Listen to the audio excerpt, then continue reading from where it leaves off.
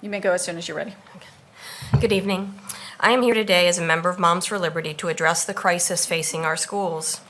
Your mission statement regarding the scope of your authority states that the Board of Education has control over educational matters that affect the county and that promote the interests of schools under its jurisdiction.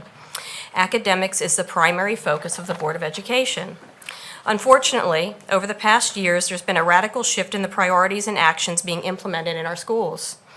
The Board of Education has shifted resources from education and is utilizing them to back programs with Marxist ideologies and implement critical race theory and restorative justice practices.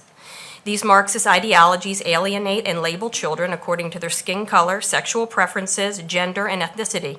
This fosters new forms of racism to be cultivated in our children's hearts and minds. This feeds hatred and mistrust among students, parents, and communities. It is a violation of every parent and their right to raise their children with their own values and beliefs.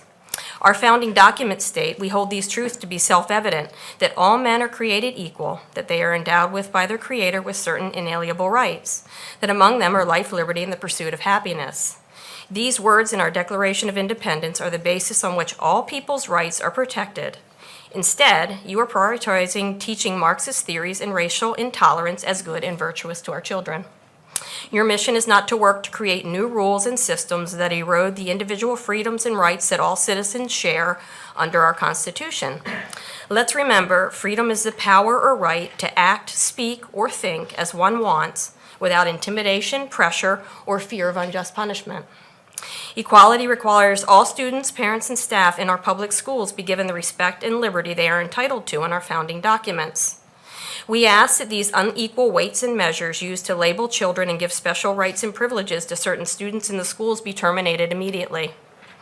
Can you once again partner with parents and engage every student in learning no matter their faith, race, or sexual preference? We ask that you remove restorative justice practices and remain true to your own mission statement that says students have a responsibility in their own learning and for their personal conduct. Let us no longer tolerate behaviors that subject students, teachers, and staff to violence and physical harm.